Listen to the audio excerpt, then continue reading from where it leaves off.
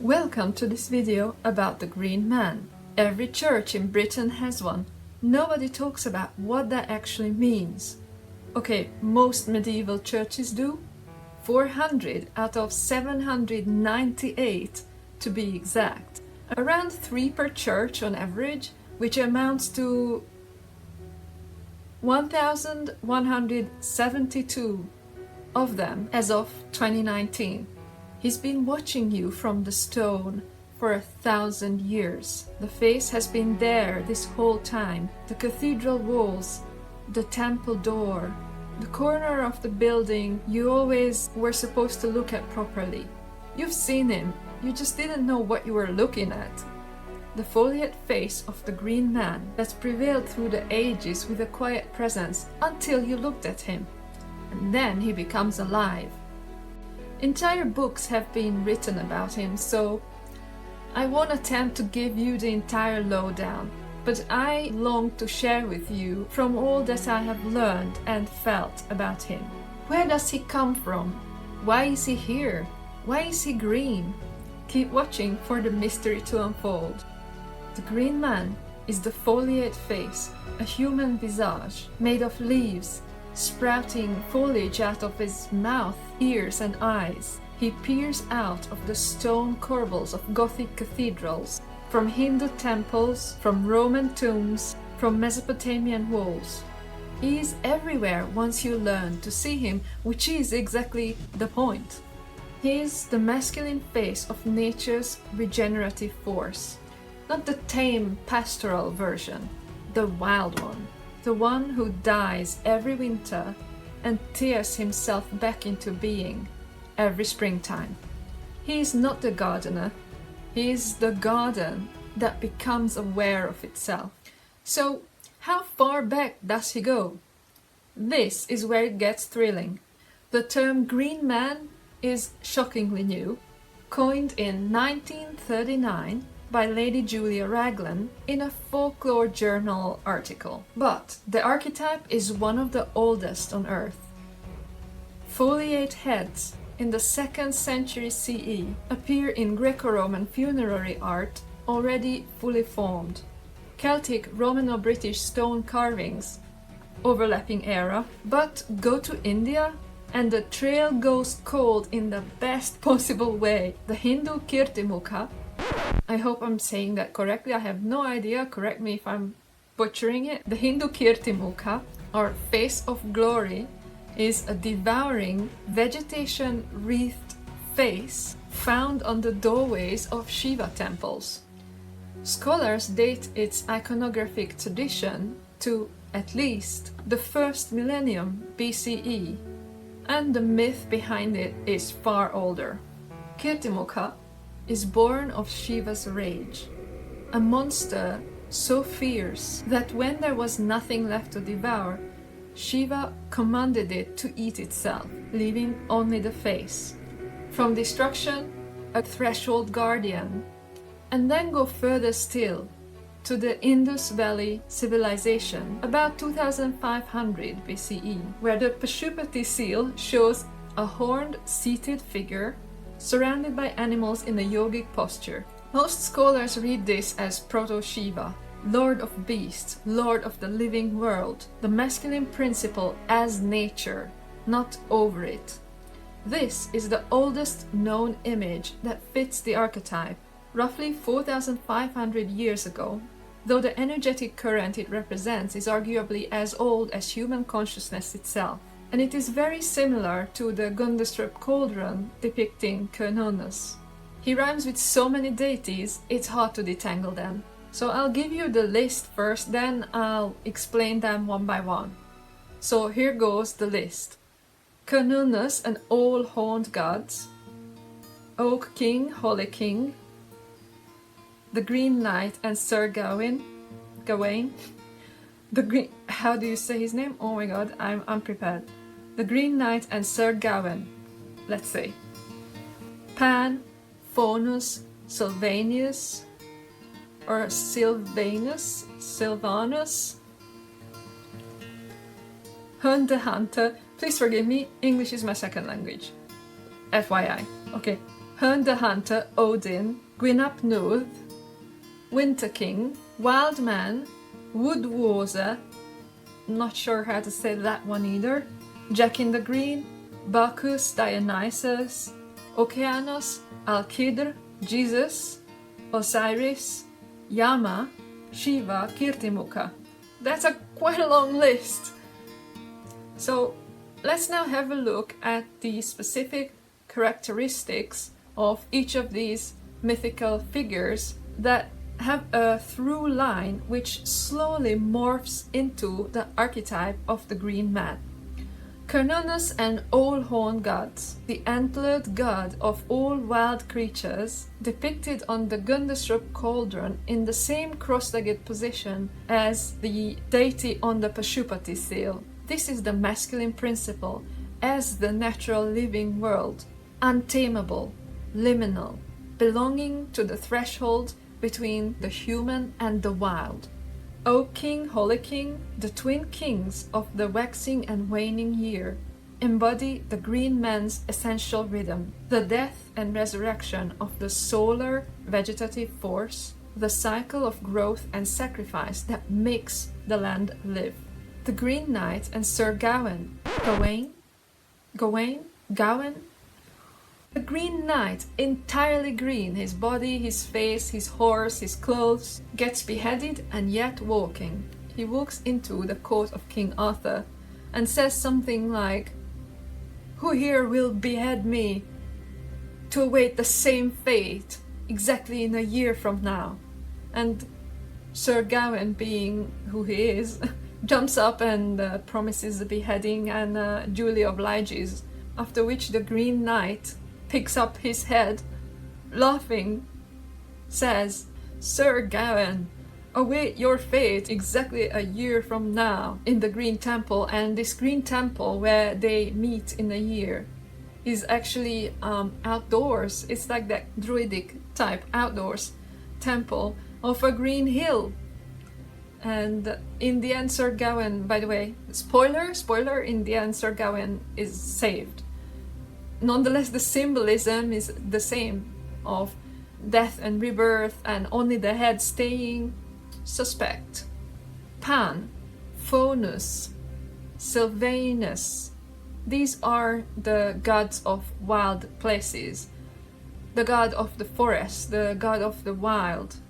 They embody the green man's most unsettling quality, that nature is not some kind of a backdrop, it is living consciousness, and encountering it fully can indeed dismantle the constructed self.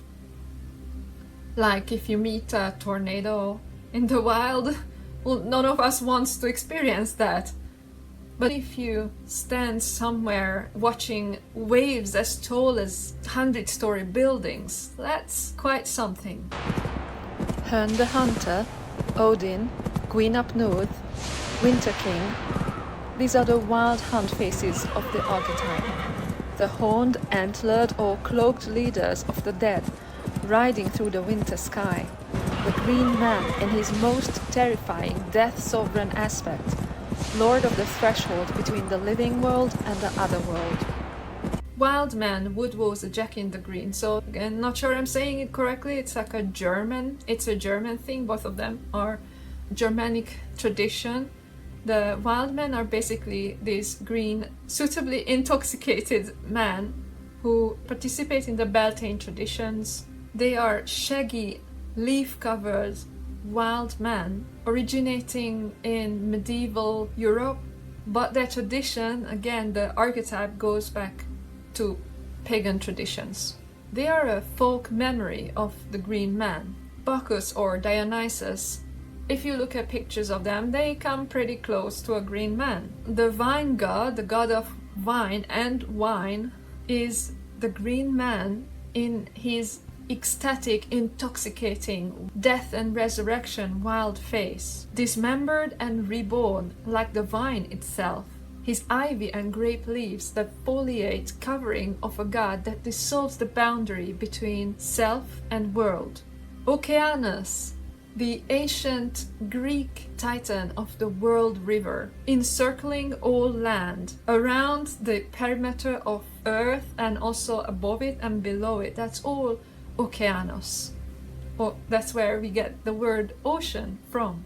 He's often depicted in a foliate, vegetation-wreathed face in Greco-Roman art. These are the life-giving waters from which all life rises, and also the waters of the unconscious and emotion. Al-Qidr, the green one of Islamic and Sufi tradition, he is green and he walks on water and he has a fish. Like somebody we know, our friend JC. He appears in liminal moments to guide souls through impossible thresholds. Jesus, who is definitely a green man. You will understand by the very end of this video why I'm saying this, but for now I'll just mention that he is much like a solar deity, and we already established earlier that the green man is the divine masculine, the sun, light, and he definitely has a very famous death and resurrection story, just like the Winter King, Summer King archetypes. Osiris, who is also green and is also dismembered and reconstituted, dead and then reborn. He is the Egyptian green man, the masculine principle of death as regenerative. Death as regenerativity. Is there a word like that? I just made it up. Let's go, autism. Osiris is the god who had to be destroyed for the land to live again. He also symbolizes the fertile Nile silt, something that can grow stuff. And Yama in Buddhism, the one that holds the wheel of life. Yama's depiction is often green and very similar to what the green man looks like. He is the threshold keeper at the ultimate boundary. Shiva, the destroyer and regenerator, Lord of beasts, Lord of nature, Lord of this world, the destroyer and regenerator, pillar of pure consciousness. He is the deepest or earliest or furthest root of the green man archetype, the masculine principle as nature's innermost awareness, the solar fire that when it passes through matter makes the world green. And finally, Kirtimukha, the face of glory on Shiva's temple doors, born of rage, commanded to devour itself, becoming the threshold guardian. How many threshold guardians have we seen so far? He is the green man's direct iconographic ancestor. I'll say more about this. Don't worry, it has been proven. He is the green man's deepest initiatory symbol, the force that consumes itself entirely and becomes the doorway to pure consciousness. The green man of our churches actually most directly relates to the Kirtimukha in its symbolism, as it came directly from it. Mercia McDermott has shown that the earliest Romanesque disgorging heads, those are the green man depictions where vines and leaves are growing out of all of the orifices of the face, are influenced by copies of Indian art showing the Kirtimukha and the Makara. The traveling mason, Willard De Honnecourt, not sure if this is how you say his name, kept a notebook in the 1220s in which he sketched 4 ideas for leaf masks, which look like the green man. This is a lucky survival, but if there was one, there must have been more. Therefore, my deep feeling of the symbolism and the archetype of the green man is the following. Any version of the story of Krishna and Kirtimukha contains the same essential movement: a destructive force, anger, lust, greed, pride, taking energy, turned inward, consuming itself completely, leaving only the face, then becoming a threshold deity. This symbolism directly and immediately reminds me of that other presence, this other type of energy that's present in our world. It is a circular, self-consuming, repetitive, ultimately self-destructive energy in its unawakened state, in its state where it's not permeated by light yet, where it's not permeated by light, the pillar of light, the pillar of Shiva, the pillar of consciousness yet. Kirtimukha and the green man therefore symbolizes the victory over this energy. More accurately, it's the threshold of overcoming that energy, because it's not strictly an overcoming. It's the phase of evolution where wild, unconscious, destructive emotion gets filled with the light of conscious awareness and is at service to at one ment with Shiva, with consciousness itself. The way the Kirtimukha is at the threshold of temples, we also have a lot of green men at thresholds of churches. And the way the Kirtimukha is at the threshold of temples, that is that phase, that process of evolution, that part of evolution where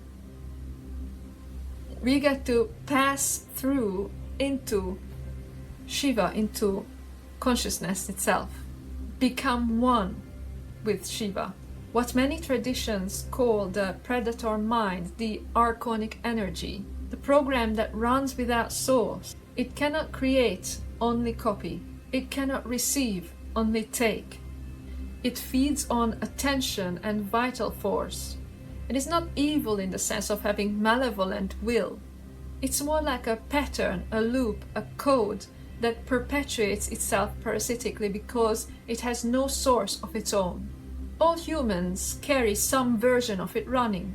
It is the compulsive thought, the rage that feeds itself, the pride that needs constant fuel from outside, the lust that consumes but is never satisfied, the self-doubt that eats at the self. These are all, in one sense, Kirtimukha's children, fragments or variations of the same devouring program without its own generative source. It is circular, it eats itself and it cannot stop. The difference between the program and the archetype, though, is direction. In the unawakened state, the devouring turns outward and then loops back onto itself and consumes the self anyway, endlessly, and nothing remains except more hunger and more hunger and more hunger. In the Kirtimukha initiation, the devouring is consciously directed inward. Shiva commands it to consume itself. Shiva doesn't destroy this creature, he just redirects it. If you're so hungry, why don't you eat yourself? And this is the entire practice of any genuine inner path. You don't fight the rage, the lust, the pride. You turn inward. You then let it consume itself. What cannot survive this fire has no business surviving. What remains? Only the face is the threshold. So why is it called the face of glory then? Because what remains after total self-consumption is glory. Not despite the devouring, but because of it. The glory is the absolute thoroughness of surrender. It gave everything, including itself, and what is left is not diminished, but radiant. It became the gate through which the devotee must pass to reach Shiva's presence. The monster became the doorway. The parasitic, vampiric, circular energy, when it finally completely turns inward and consumes itself, does not destroy the human being carrying it. It becomes the threshold. The very thing that was the obstacle is the gate. You don't transcend it, you don't banish it, you don't kill it, you don't destroy it. You stand still at the center and let it devour itself. And when there's nothing left of it, you are standing in Shiva. This is why the Kirtimukha guards the entrance to the Shiva temple. The temple is pure consciousness. Shiva as the pillar of light, as the lingam of undifferentiated awareness. And the way in is through what you fear the most in yourself. The devourer at the door is not keeping you out. It is showing you the only way through. So why is the green man green and not grey? This is where the apparent conflation resolves. Kirtimukha and the green man are not the same figure. They are sequential phases or faces of the same process. Kirtimukha is the devouring at the threshold. He is what the force looks like in the process of self-consumption. He is the concentrated rage, the pride eating itself, the lust consuming its own teeth. He is stone, often terrifying, often shown with a gaping mouth full of sharp teeth. He is not green, yet. The green man, the foliate face, leaves and vines growing out of his orifices, vegetation erupting through his eyes, is what comes after the devouring. He is what Kirtimukha becomes after the consumption is complete, and life pours through what was previously only consuming. The mouth that devoured now speaks in green. The eyes that raged now see through growing things. The force that was taking is now giving endlessly, without effort, the way a tree gives oxygen without trying. He is green because green is what happens when the solar fire, Shiva consciousness, the pillar of light, passes through the threshold of complete self-surrender and touches matter. Chlorophyll is what happens when sunlight touches matter. Light becomes life. The green man is Kirtimukha, who has finished eating himself and discovered that what remains is not absence, it's abundance. Not void, but a garden. He overcame his fear, surrendered into Shiva, ego death, by facing the darkest shadow of the self, by bringing the light of conscious awareness, Shiva, into the shadow. And he was made more alive than before. Green is the color of becoming, the process, not the destination. The green man is green because he is always in the process of transformation. He is never finished. He is the masculine principle in its most alive, most sacred, most terrifying form. Not the static king that sits on a throne, but the force that grows through stone.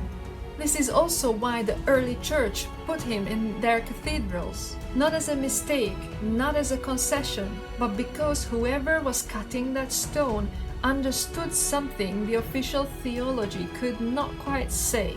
That the threshold of the sacred is not clean and composed. It's wild, it's messy. It is the face of a man who went all the way through death or ego death and came back speaking in embodied light. Green, chlorophyll, light that touches matter. Green, speaking in embodied light that is healing. Green, heart chakra, anahata. So in this reading of the green man being embodied light, Christ is definitely a green man. But that's a whole other video. And if you want to watch the Glastonbury man ritually embodying the green man, watch the video that is somewhere on this screen. Thank you for being here. See you next time.